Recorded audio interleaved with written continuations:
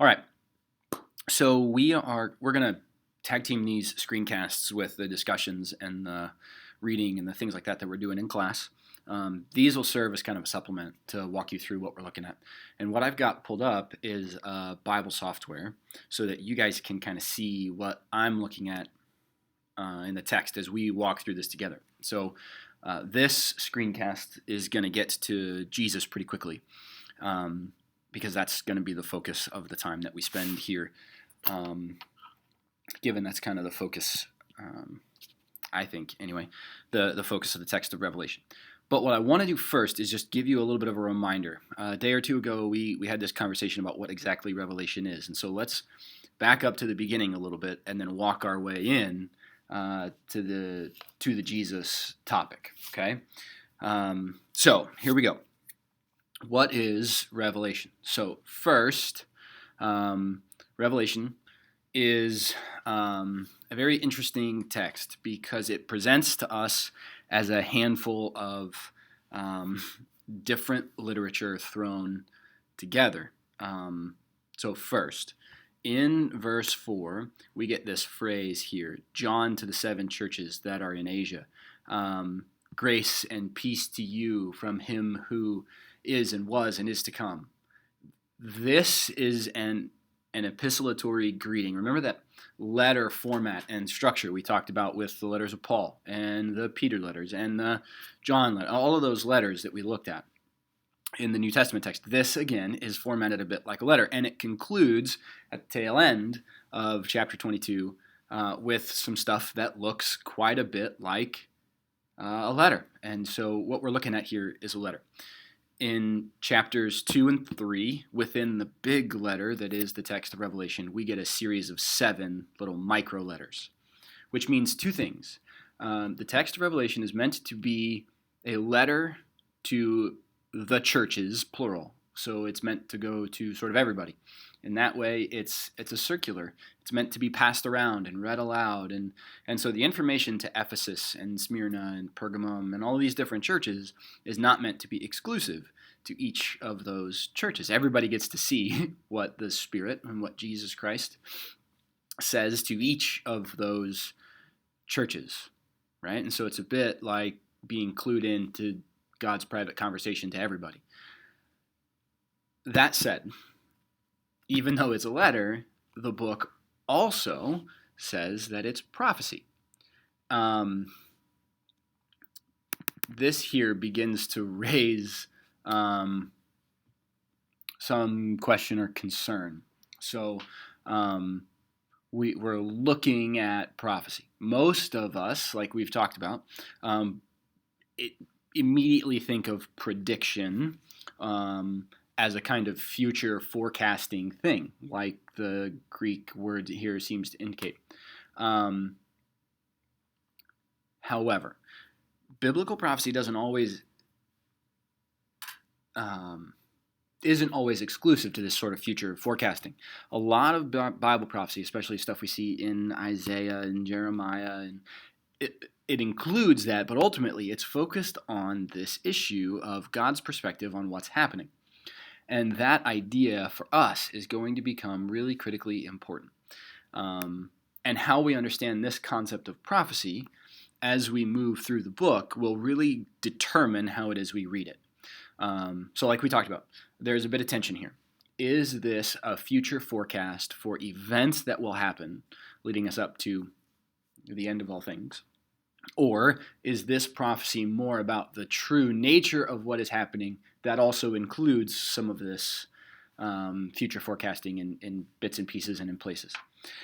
You guys know where I stand on that a little bit. I'll leave that to you. You guys kind of have to sort that out as you read and understand. The last piece to this is what we call apocalyptic literature. Apocalypse, as we understand it, has to do with like the zombies and the end of the world as we know it, right? Apocalyptic literature as a specific genre of literature, especially in the first century world that we're talking about here with Revelation, is something pretty distinct. And we went over this earlier when we talked about Daniel chapter 7 and Daniel chapter 2. It's a bit of mixture between prophecy and these hopes for a restoration of what God intended with creation. So there's hope that God will restore the people, regather the people that have been dispersed throughout the nations. This undoing of the exile context, a little bit. Remember that from our early historical context conversations. But it also has a lot to say about restoring creation and making right the things that are wrong and reestablishing what God intended in Genesis chapters 1 and 2. And that theme is going to play itself out as we kind of walk through these screencasts a little bit. I'm going to kind of pick on that a little. So what we're looking at as a book, then, it's a letter. It's prophecy and it's apocalypse. And it's all rolled into one kind of interesting package. The symbols of the apocalypse that create the content of the prophecy are the primary medium by which we have to try and decipher out the message of the letter. And that's where we turn our attention and our focus today.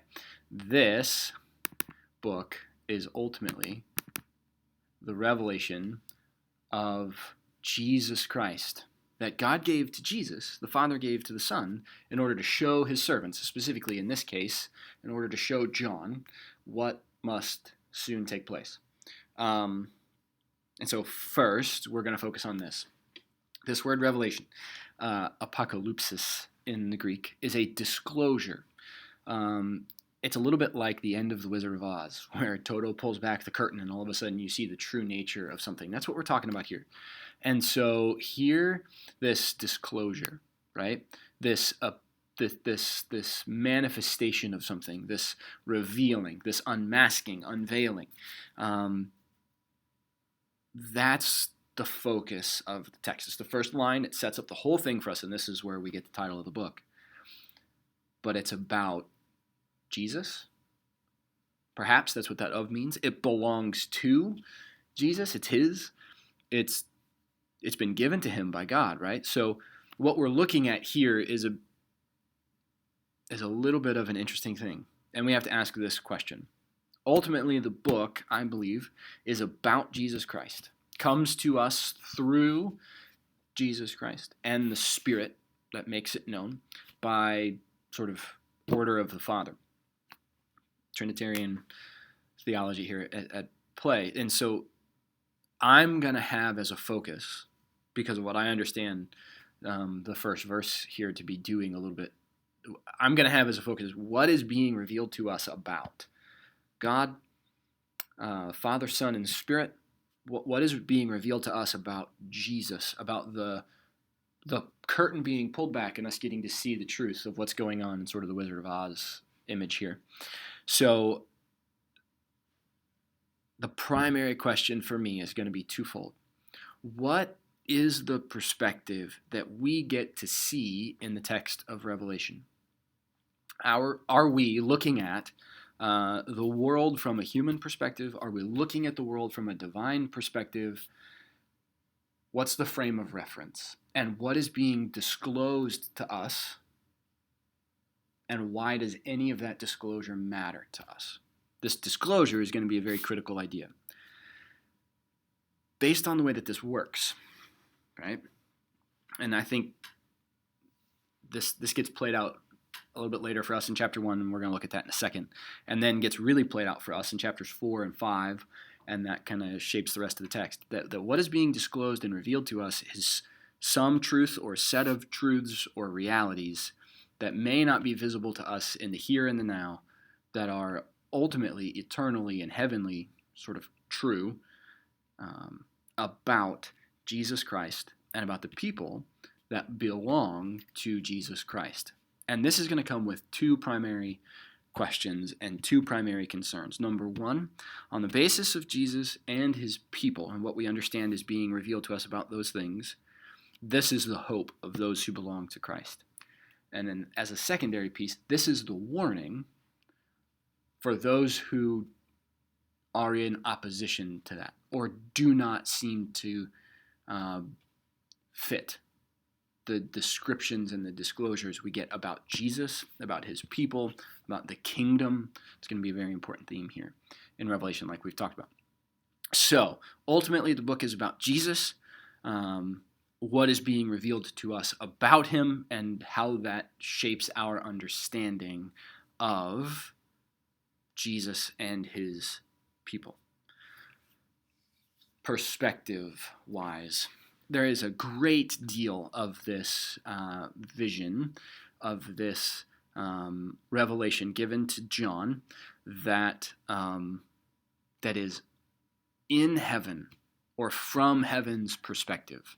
Okay, and so as we go here through the first the first chapter in Revelation chapter 12, we begin to get this description of Jesus, really.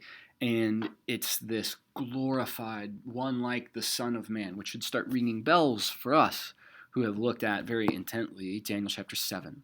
And so that being Jesus' favorite title for himself in the Gospels, it's explicit reference back, allusion back to Daniel chapter 7. We should hear that.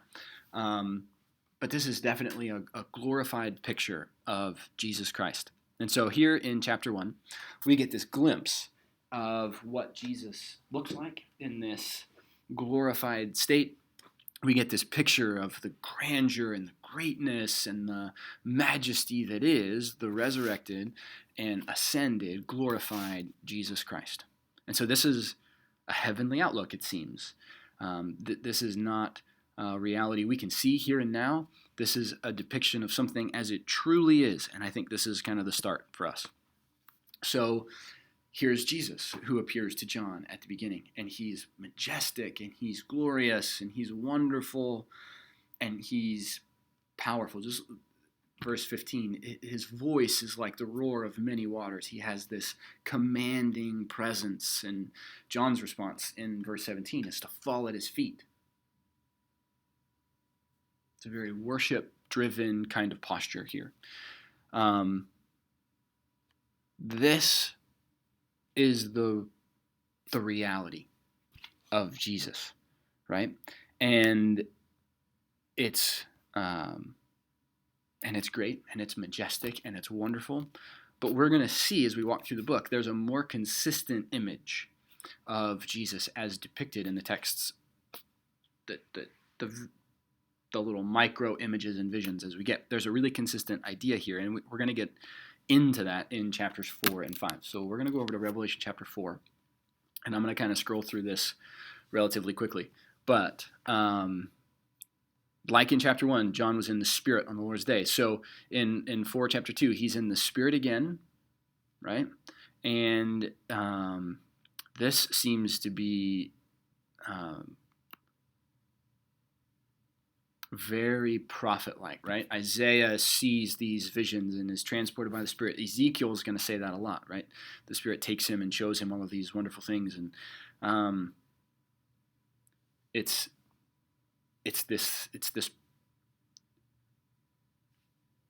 pulling back the curtain and being able to see what's going on in a place that we can't see and experience. And so here in chapter 4, we get the setting for what's going to be really important to us as it relates to Jesus in chapter 5. And what we're looking at is the throne, right? So he's in the Spirit, and he's looking at the throne in heaven.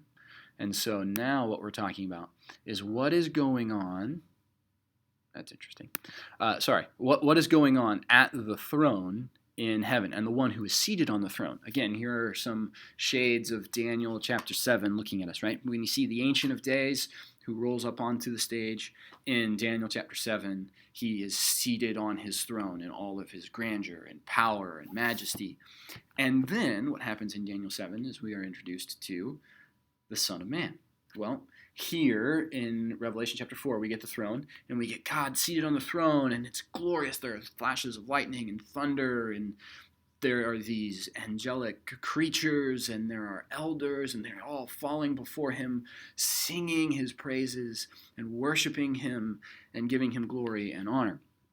And that is fantastic, and it's wonderful. Our attention turns when we get into chapter 5. Because this individual, God, is seated on his throne, and he has this scroll, and the scroll needs to be opened and the scroll needs to be read. We've looked at this. And the only one who can open the scroll, right, is this Lion of the tribe of Judah, the one who has conquered the root of death, Jesse. And it says right here, right? And the elders said to me, weep no more. Behold, the Lion of the tribe of Judah, the root of David, has conquered so that he can open the scroll and its 7 seals. So this is the description that we're being given. We're expecting something in imagery. Remember that imagery idea we talked about in class, right? This imagery thing is driving the message of the text. We're expecting to see described for us a lion, the conquering hero, and we turn our attention in chapter 6, and what do we see? We see a lamb. And not just a lamb standing as if it had been slain. So now the imagery gets flipped, right? And here Revelation starts to do what it is going to do throughout the text. It's going to subvert what we would expect, right? And so we talk about conquer, and we're looking for these images like we're going to see with the horsemen of the apocalypse, or down in chapter 19 as a bit of a tangent image to Jesus, a follow-up. This all hail the conquering hero, glorious and majestic, and he looks fantastic, and there's thunder and lightning and all this grandeur that is accompanied with it. But instead, in chapter 5, what we see is a lamb. And not just a lamb, sort of meek and sheepish, excuse the pun, but a sacrificial lamb, a lamb as though it had been slain. And here, John begins to introduce to us this sacrificial lamb, this Passover lamb kind of imagery that's very consistent in Johannine writing. We've talked about that with the Gospels and that kind of a thing. And now the lamb is going to take the scroll and he's going to open it, right? And he's the only one that can. And so this lamb, although he looks sheepish, actually is that lion, that powerful root king, root of David, this king, this conquering one. But this conquering one conquers through his surrender, his sacrifice, his being slain and then resurrected. So he takes the scroll, and the living creatures and the elders that surround the throne, they all turn their attention in worship to now focus on the Lamb. Only God and the Lamb receive this kind of worship in the text of Revelation. And John even has a moment where he begins to bow down before an angel because of the sort of glorious appearing of this particular angel. And the angel tells him, look, don't worship me.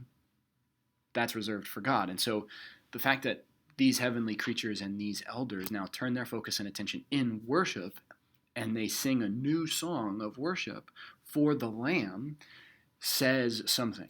This Lamb is God, right? This is that divinity of Jesus statement sort of coming through. And so it's all kind of rolled into this package, right? We get described for us the lion and the root of David, the conquering hero, but we see the reality of Jesus in his crucifixion, the lamb slain. As John the Baptist says, right, behold the Lamb of God who takes up the sin of the world. It's this sacrificial lamb kind of language. And here's the deal. That lamb who has become the sacrificial lamb is now worthy, right? Because it was slain and ransomed the people for God from every tribe by his blood. That lamb has made a kingdom and priests for God who will reign with him on the earth. all of the expectation of the conquering hero and the grandeur of the king of the kingdom. Remember in the Gospels, Jesus comes preaching, repent for the kingdom of heaven has come near. All of that gets repackaged in the text of Revelation to be lamb. Lamb. And so what we've got here is this weird, like, dichotomous, we expect the grandeur and the greatness, but we get this meek and humble and, again, sheepish visual image instead. It's the story of Jesus in one image, right? The grandeur of God himself who becomes incarnate. The grandeur of God who's the king of all of the universe, who is born meek and lowly in a manger, in a stable. That's all kind of wrapped up into this. And that's the story of Jesus as it walks it through. He's God with us, Emmanuel. He's the great I am in the Gospel of John, who is also the Passover lamb who surrenders his life and redeems and ransoms the people of God to be a kingdom of his own making and design. Lamb as an image for Jesus, right? The Lamb is going to become like the moniker for Jesus Christ throughout the text of Revelation. It's used 26 times for Jesus specifically in the 22 chapters that we're looking at least by my count in the word search I did. And so there's a consistent emphasis on the kingdom of the Lamb and his people, this kingdom of priests for the Lamb. And it all starts right here with this initial vision of the heavenly throne room and the appearance of the great Lamb in heaven. Okay? I've already noted we're sort of looking at some parallel ideas here to Daniel chapter 7. We see the Ancient of Days seated on his throne, and if we're following the storyline of Daniel 7, we expect to see one like the Son of Man, great and glorious and in majesty and power, and we get a bit of that in chapter 5, verse 5, right? The Lion of the tribe of Judah, the Root of David. We're expecting this kingly one like the Son of Man, like we saw in chapter 1, and we get this flipped image of the Lamb. That carries all the way through, and it becomes the contrast with everything else in the text of Revelation. The kingdom of the Lamb versus the kingdoms of the earth. That, in some sense, was the story of Daniel chapters 2 and 7. We looked at the beginning of the year, right? We have these great and glorious kingdoms of the earth who dominate and go about treading all over the earth to conquer, yeah? To devour, to just consume. But there's a reality at play in those two visions that God is ultimately the one who is in control, orchestrating this course of history, and will send us this Son of Man to institute the kingdom of God. That gets taken up here in the text of Revelation with Jesus, and the focus is the Lamb, because it's the Lamb who has done God's conquering, God's victory, God's establishment of the kingdom by being the one who offers himself, right? Who is slain and by his blood ransomed a people for God from every tribe and language and people and nation. And so this Lamb is going to be this consistent image. It's the sacrificial Jesus, the Lamb slain from the foundation of the world,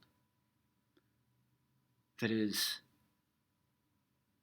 the glorified Jesus in all of his grandeur and greatness. And that Lamb who conquers, who is victorious by being slain, is the contrast to the kingdom of the beast that we see in the text of Revelation. And we're going to get into this with the next screencast video about conquering, and we're going to talk about that in the next couple of days in class too. But it's an automatic contrast. The Lamb slain, who is the ultimate conquering king, and victorious one, because of his surrender, is in contrast with the kingdoms of the earth, who reign and rule and conquer in a way we would think more directly about it, by squishing, by oppressing, by killing other people, right? It's the great beast of Daniel chapter 7 and the beasts in Revelation 12, 13, 14, chapter 17. It's all of that. So the consistent image throughout Revelation is this lamb slain from the foundations, right? Who is the victorious one, who reigns with God Most High.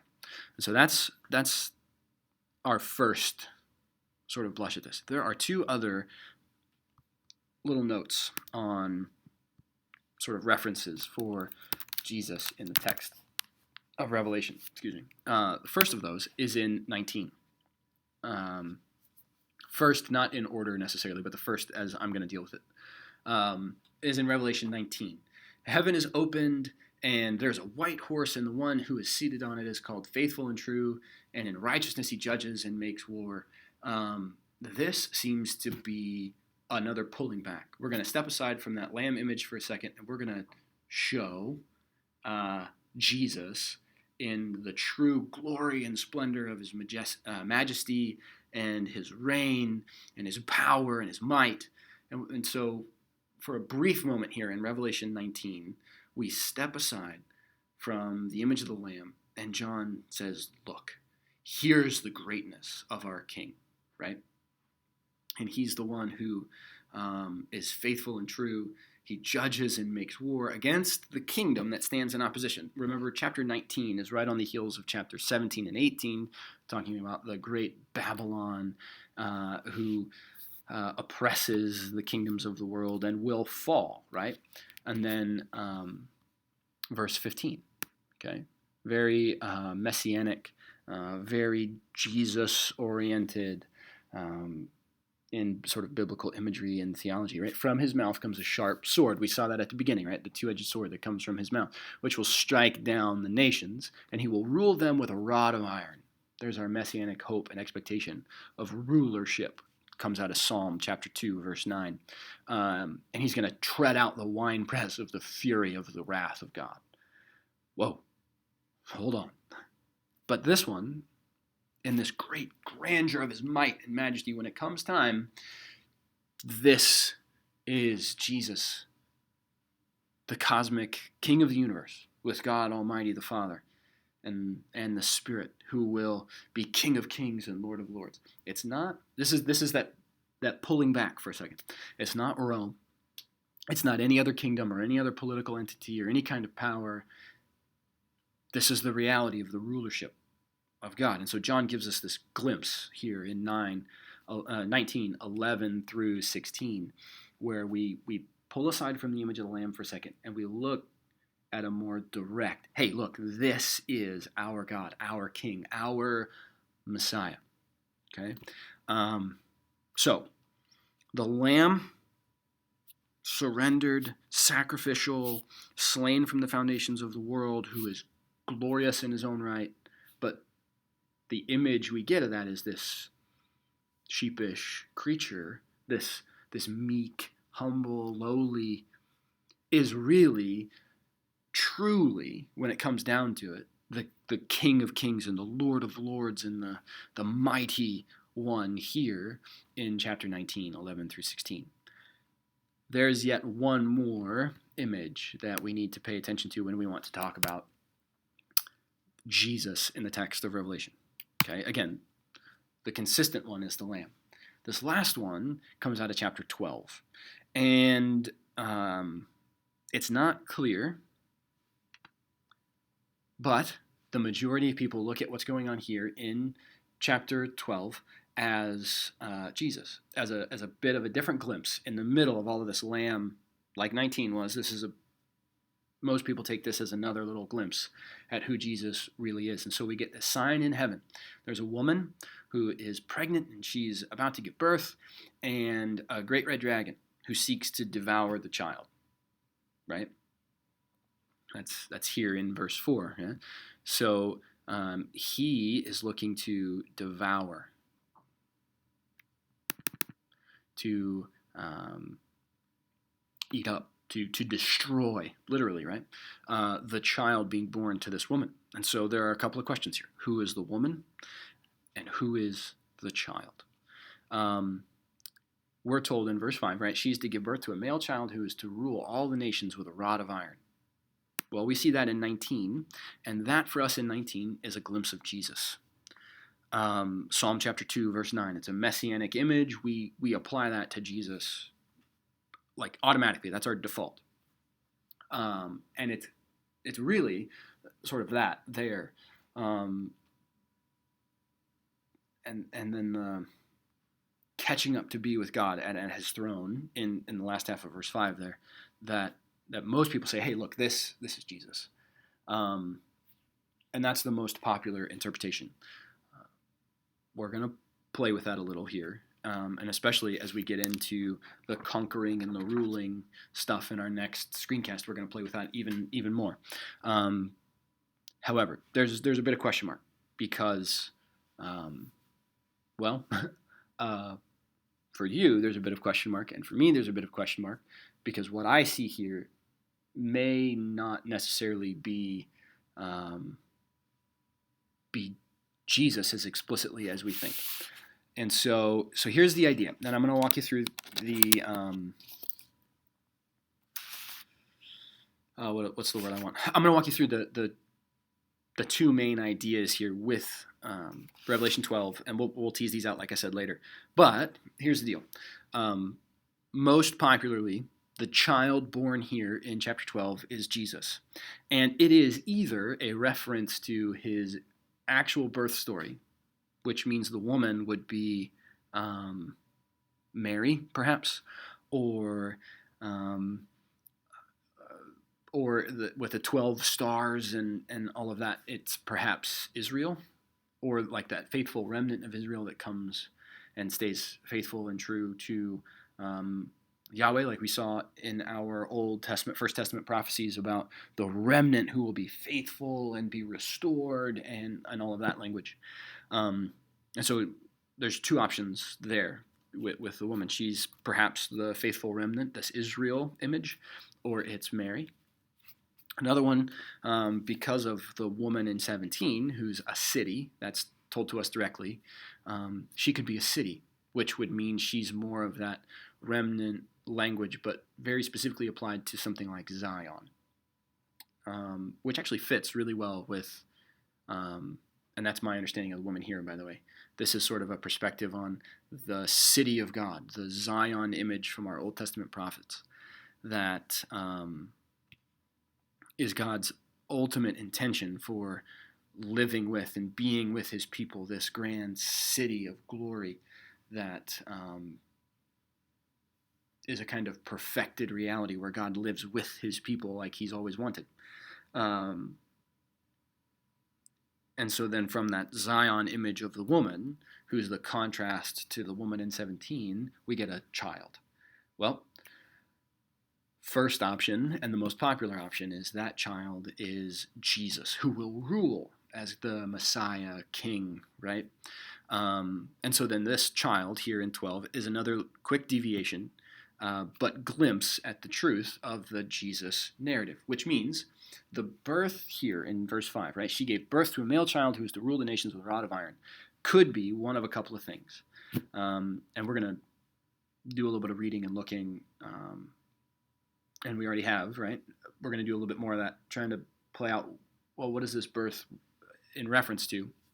Like we've seen already, it could be in reference to his sort of the whole scope of Jesus' life. So his incarnation, crucifixion, resurrection, ascension. It could be very specifically applied, and some people do, specifically apply it to his incarnation, the virgin birth, the coming of the divine one to be amongst us. Or it can be a sort of metaphor, this birth, to his crucifixion and resurrection. What would be really unique about that is John, who doesn't typically spend a lot of time focused on Jesus' earthly birth story. He actually doesn't spend any time on it in the Gospels, right? Because Jesus is the eternal one who's always been with the Father and always will be. Now he's giving us a bit of that. And so perhaps that is what's going on here. You cannot get around the fact that this one who is to rule the nations with a rod of iron is a sort of automatically messianic image. It comes right out of Psalm chapter 2. We've talked about that in the past and will continue to because it matters quite a bit. And so it seems like the automatic is, well, it's Jesus. The question I have with it, though, is that this being caught up to God and his throne seems to be in direct response to the dragon who stands before this woman to devour the child. And it raises a couple of questions for me.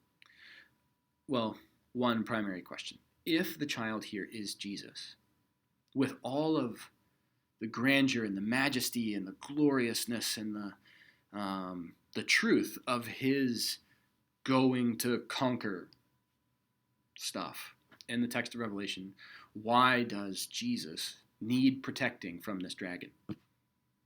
Isn't he the one who conquers? That's my hang-up here. So one of the supposed answers to that would be, well, if this is a reference to the coming in innocence and meekness, and then perhaps this is an iteration of the fact that we are talking about the fact that Jesus came as a child, right? Lowly and innocent and like us in his incarnation, sort of setting aside some of that rights and title of divinity. That's possible. I'm still not entirely convinced, but it's possible. And that's one answer to why this can still be Jesus. I still see so much emphasis, even in the image of the Lamb, on just how powerful and mighty. Remember, there's no one worthy to open the scrolls. There's no one capable except the Lamb. And it's exactly that dual, dichotomous, it doesn't look right, but real power and might and authority belongs to the Lamb. That makes me sort of question, why does this child need protecting? Consistently in the text of Revelation, the one group of people, the one image that needs protecting are the people of God. And that's going to kind of segue us into this conquering and rulership conversation we're going to have in the next screencast. Know this, leaving chapter 12. Most people, it's legitimate, and it's the majority perspective. The child here in chapter 12 is Jesus. That's the dominant theme. Our commentary on Revelation from Michael's that we looked at talks about this being Jesus and the woman being sort of Zion, right? This city of God with all of the grandeur that comes with God being with his people in this perfect, idealized kind of way. But the child here is Jesus. So we'll play through that a little bit more as we talk through the conquering and the ruling thing. But there are other options for the child here in chapter 12 that need some linking to various places and spaces. But ultimately, this child is going to rule.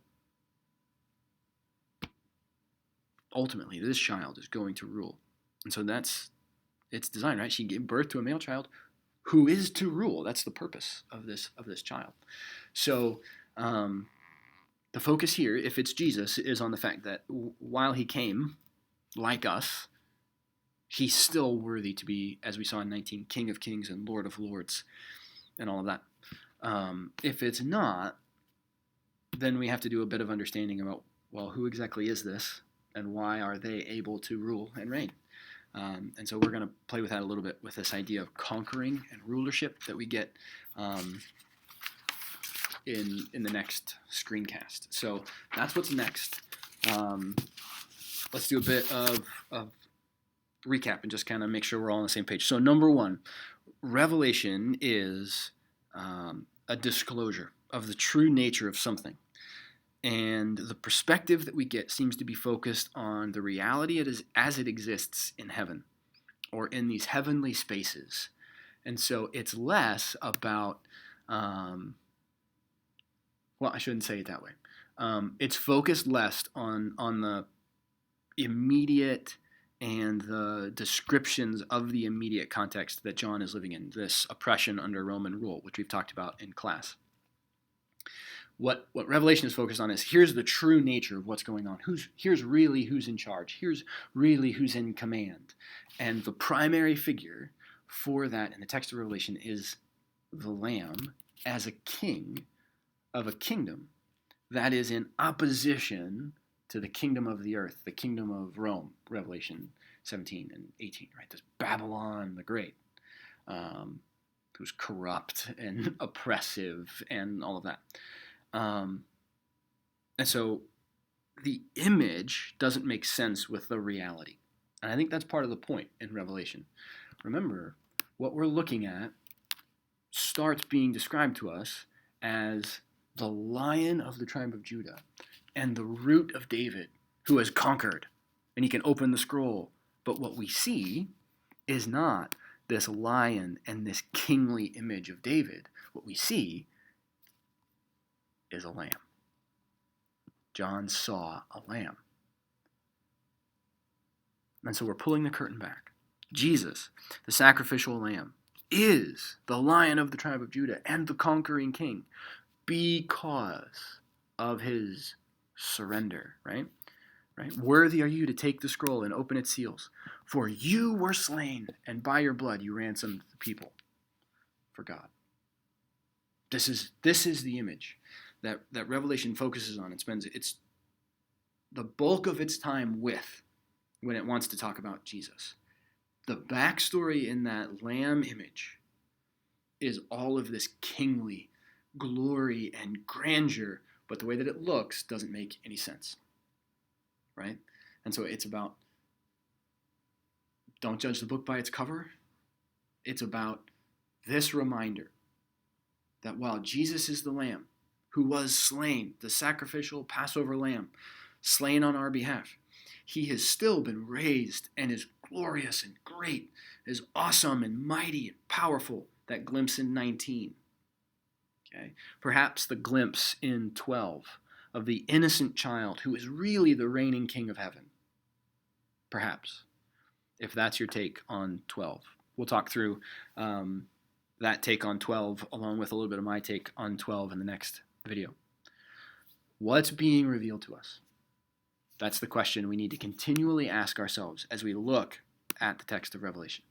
Jesus, consistently 26 times in the 22 chapters of Revelation, is the Lamb.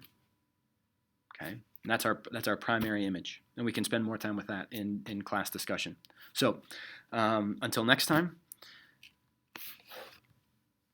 stay in the text here. Do a little bit of reading. We're looking at the conquering and the ruling. So go back to that reading that's been assigned for you guys and pick up from there. And we'll come back to this screencast and the readings as part of the next in-class conversation.